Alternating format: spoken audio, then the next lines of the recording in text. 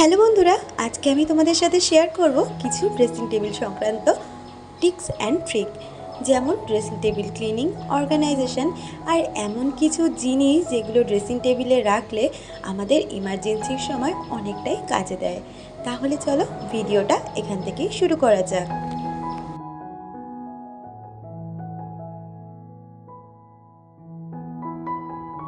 Tips number 1, আমি যখনই তোমাদের ক্লিনিং বা অর্গানাইজেশনের ভিডিও দিই, এটা কিন্তু আমি সবসময় বলেই থাকি, যখন যেটা আমরা ক্লিনিং বা অর্গানাইজ করব তার আগে সেই জায়গাটাকে ভালো করে খালি করে নিতে হবে। তাহলেই কিন্তু সেই জায়গাটা আমরা পরিষ্কার করে মুছে মনের মতন করে অর্গানাইজ করে রাখতে পারবো। যেমন আমার ড্রেসিং টেবিলের ক্ষেত্রে আমি করছি। আমার ড্রেসিং টেবিলটার অনেকগুলোই সেলফ রয়েছে, সেই কারণে আমি আগে ভিতর দিকের সেলফগুলো খালি করে পরিষ্কার করে নিচ্ছি, পরে বাইরের দিকটা। সেকেন্ড টিপসটি হলো, অনেক সময় দেখা যায় আমাদের ড্রেসিং টেবিলে বা অন্যান্য অনেক এমন জায়গা রয়েছে যেখানে আমাদের অব্যবহৃত জিনিসগুলো কিন্তু কখনো কখনো রয়ে যায়। সব সময় সেটা চোখেও পড়ে না আর গোছানো হয় না। তাই ড্রেসিং টেবিল অর্গানাইজেশনের ক্ষেত্রে আগে সেই সমস্ত জিনিসগুলোকে আমি শর্ট আউট করে নেব, যেগুলো আমার পরবর্তী সময় কোনো কাজেই আসবে না। ওইদিকে কিছু জিনিসপত্র আমি শর্ট আউট করে নিচ্ছি। আর এখন জুয়েলারিগুলো, আমার এখানে কিন্তু অনেক রকমেরই জুয়েলারি রয়েছে। তো গোল্ড জুয়েলারিগুলো আগে আমি আলাদা করে নেব, একটা বাস্কেটে রাখছি। আর তারপরে অক্সিডাইজ জুয়েলারিগুলো, এর মধ্যে কিন্তু অনেক জুয়েলারি আছে যেগুলো কিন্তু ওয়েস্টেজ, মানে আমি যেগুলো ব্যবহার আর কোনো দিনই করতে পারবো না। এই যে ধরো এই কানেরটা, দেখো কানেরটার ডাটটা ভেঙে গেছে, তো এগুলো তো আর কোনো দিনই ব্যবহার করতে পারবো না। প্রথমে ভেবেছিলাম এই কানেরগুলো বা যে জুয়েলারিগুলো ওয়েস্টেজ সেগুলোকে ফেলে দেবো, তারপরে ভাবলাম না, ফেলে দেবো না, যদি বা কখনো কোনো ক্রাফটের কাজ করতে পারি করব, আর তোমাদের সাথে নিশ্চয়ই সেগুলো শেয়ার করব। তো যেগুলো ওয়েস্টেজ যেই জিনিসগুলো রয়েছে সেগুলোকে আমি আলাদা করে রাখছি। আর প্রথমে গোল্ড জুয়েলারিগুলো, আর তারপরে এইরকম ধরনের যে সেটগুলো আমি একটু বেশি ব্যবহার করি সেগুলোকেও আলাদা করে গুছিয়ে রাখছি। তোমরা এখানে খুব ভালো করে দেখলে দেখতে পারবে আমি কিন্তু এই ড্রেসিং টেবিল অর্গানাইজেশনের ক্ষেত্রে কোনো এক্সট্রা কিন্তু অর্গানাইজার আমি ইউজ করছি না। ঘরে যেগুলো থাকে সেগুলোই কিন্তু আমি রিইউজ করে নিচ্ছি, কারণ সব সময় কিন্তু কিনে কেটেই যে ঘর বাড়ির অ্যারেঞ্জ করতে হবে সেটা নয়। আমাদের ঘরে এমন অনেক কিছু থাকে যেগুলো রিইউজ করলেই কিন্তু ঘর বাড়িকে দেখতেও সুন্দর লাগে। প্রতি কটা জুয়েলারি কিন্তু আমি আলাদা আলাদা কন্টেনারে রাখছি। আর জানো তো, আমি এই অক্সিডাইজ জুয়েলারি পরতে ভীষণ পছন্দ করি। আর এই জুয়েলারি আমার কাছে প্রচুর, বিশেষ করে ইয়াররিংসগুলো। আর এই ইয়াররিংসগুলো আমি একটা বড় কন্টেনারের মধ্যে রাখছি। আর এই যে ব্যাঙ্গেলসগুলো, এই ব্যাঙ্গেলসগুলো আমাকে আমার মা মেলা ঘুরতে যাওয়ার সময় দিয়েছিল। তো মায়ের স্মৃতি তো অনেক রয়ে গেছে আমার কাছে। আমার এই দুদিন ভিডিও দেওয়াতে প্রচুর বন্ধু আমাকে অনেক সুন্দর সুন্দর কমেন্ট করেছো। আজকের ভয়েস ওভারটা তোমরা শুনে বুঝতে পারছো কি না জানি না, আমি কিন্তু পাবলিক প্লেসে দাঁড়িয়ে আজকে ভয়েস ওভার দিচ্ছি, শুধু আমি কন্টিনিউ ভিডিও দেব বলে। তাই আজকে কারোর নামই নিতে পারছি না, আমি পরবর্তী দিন তোমাদের নামগুলো পরপর নিয়ে নেব। আর যেই জুয়েলারিগুলো আমার ওয়েস্টেজ সেগুলোকে আমি একটা আলাদা কন্টেনারের মধ্যে রেখে দিলাম, যাতে সেগুলো আমি পরবর্তী সময় কোনো কাজের ক্ষেত্রে যাতে খুঁজে পেতে সুবিধে হয়। আর এই যে ছোট কন্টেনারটা দেখছো, এটা না তোজোর ওই ক্লের কন্টেনার। তো ওটার মধ্যে আমি আমার সেফটি পিন রাখি।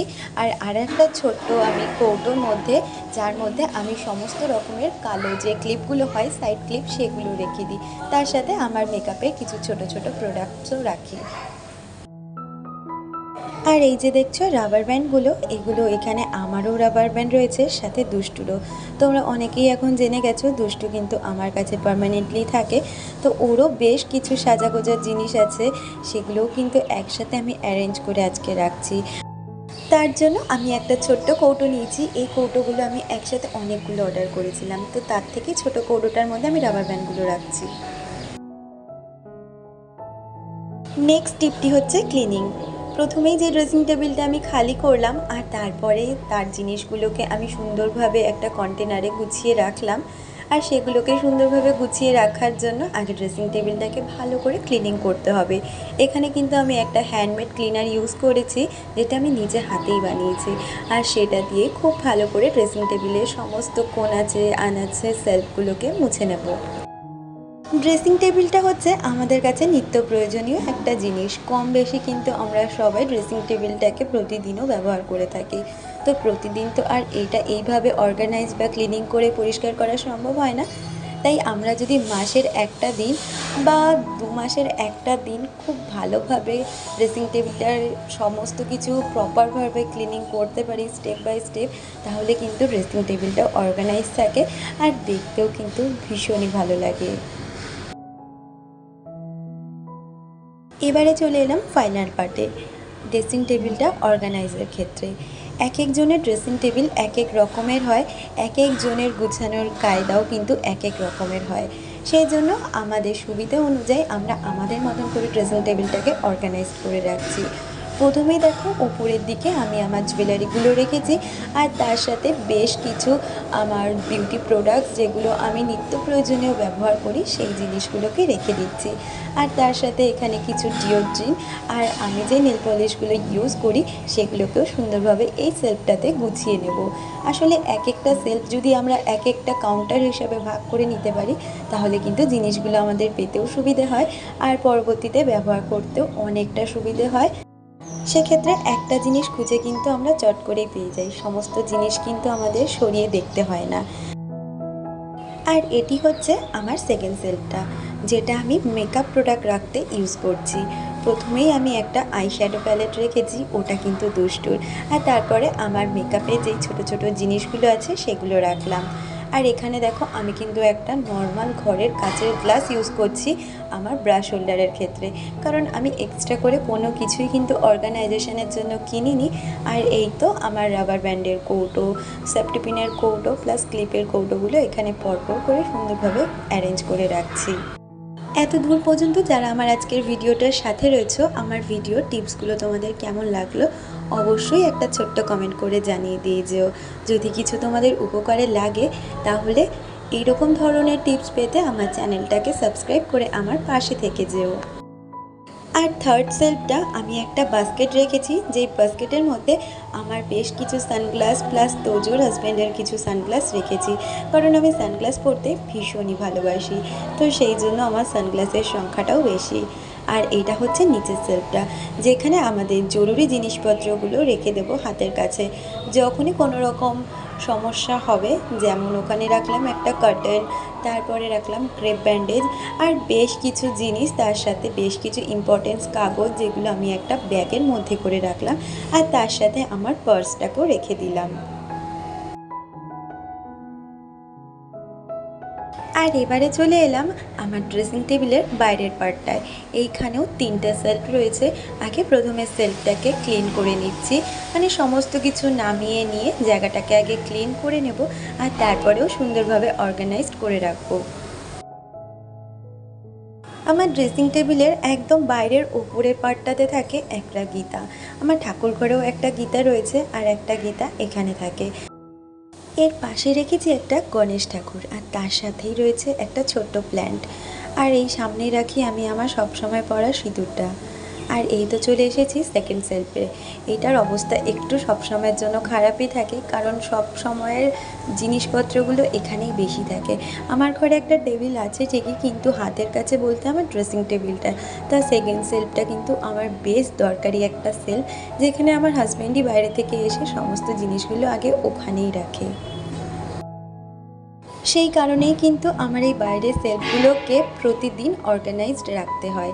আর এই তো এখানে দেখো একটা হোল্ডার রেখেছি, তার মধ্যে আমার প্রতিদিনের চিরুনি আর বেশ কিছু কসমেটিক্স রেখেছি যেগুলো নিত্য প্রয়োজনীয় আমার কাজে লাগে। আর এই তো চলে এলাম থার্ড সেলফে, যেখানে থাকে আমার আরও একটি এমার্জেন্সি পারপাসের ইউজের জিনিসপত্র। মানে এই সেলফটা বলতে পারো আমি সমস্ত রকমের ছেলের বা আমাদের ওষুধের জন্যই রাখি, কারণ এইখানটা কিন্তু আমরা সব সময় হাতে পাই। আর এই জায়গায় যদি ওষুধটা রাখি আমরা কিন্তু সুবিধা অসুবিধার সময় পেয়ে যাব। তাহলে চলো আমার ড্রেসিং টেবিল অর্গানাইজেশনের ফাইনাল লুকটা তোমাদের সাথে শেয়ার করে দিই।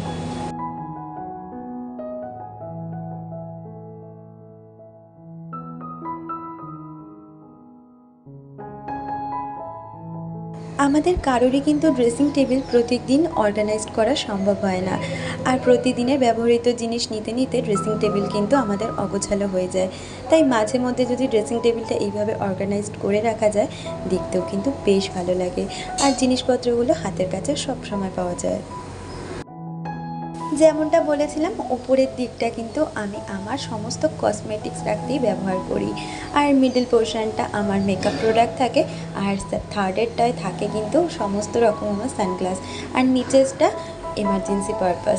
আর এই তো চলে এলাম বাইরের লুকটা। বাইরের ওপরের টপে থাকে গীতা, গণেশ, আর নিচের মিডলটায় থাকে আমাদের নিত্য প্রয়োজনীয় ডেলি ইউজেবল জিনিস, আর থার্ডটায় থাকে সমস্ত রকমের মেডিসিন।